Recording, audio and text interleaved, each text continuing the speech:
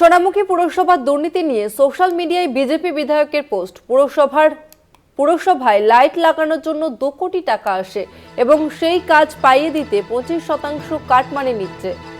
পাল্টা বিধায়ককে আইনি পদক্ষেপের হুঁশিয়ারি পুরসভার চেয়ারম্যানের। পুরসভায় লাইট লাগানোর জন্য 2 কোটি টাকা আসে এবং সেই টাকাতে কাটমানি নেওয়ার অভিযোগ। সোনামুখী পুরসভার দুর্নীতি নিয়ে সোশ্যাল মিডিয়ায় বিজেপি বিধায়কের পোস্ট। পুরসভায় লাইট লাগানোর জন্য 2 কোটি টাকা আসে এবং সেই কাজ পাইয়ে দিতে 25% কাটমানি নিচ্ছে। পাল্টা বিধায়ককে আইনি পদক্ষেপের হুঁশিয়ারি পুরসভার চেয়ারম্যানের।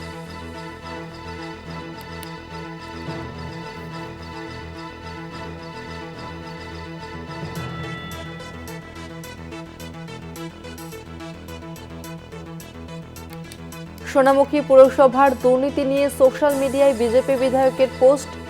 পুরসভায় লাইট লাগানোর জন্য 2 কোটি টাকা আসে এবং সেই কাজ পাইয়ে দিতে 25% কাটমানি নিচ্ছে।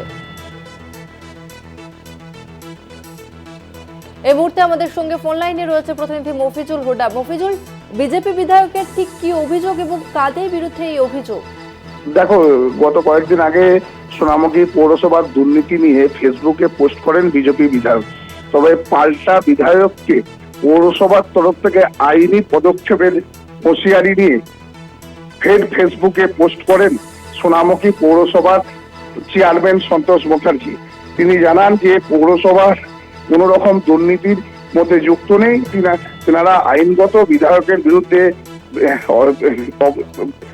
আইনগত ব্যবস্থা নেবেন এবং বিধায়ককে উচিত শিক্ষা দিবেন বলেই তিনি হুঁশিয়ারি দেন। এবং বিধায়কের যে পোস্ট, বিধায়ক সেই পোস্ট এখনো তুলেননি এবং তিনি সেই পোস্টে লিখেছেন যে সোনামুখী পৌরসভা লাইটের টেন্ডারে 25% দুর্নীতি করছে, এমন একটি সোশ্যাল মিডিয়াতে তিনি পোস্ট করেন। কিন্তু সেই পোস্ট দেখে রীতিমতো পাল্টা হুঁশিয়ারি দিয়েছেন সোনামুখী পৌরসভার চেয়ারম্যান। তিনিও ফেসবুকে একটি পৌরসভার তরফ থেকে আইনি নোটিশ তিনি পোস্ট করেন এবং দেবাকর ঘোরামির উদ্দেশ্যেই তিনি বলেন যে তিনাকে আইনি নোটিশ দিয়ে তিনি দেখে নেবেন বলে এইভাবেই জানান। কিন্তু এখনো পর্যন্ত বিজেপি বিধায়ক সেই পোস্টটি ফেসবুকে রয়েছে এবং যে দুর্নীতির অভিযোগ তুলছেন সেখানেটি অনড় রয়েছেন বিজেপি বিধায়ক দেবাকর ঘোরামি। ধন্যবাদ তোমাকে মফিজুল।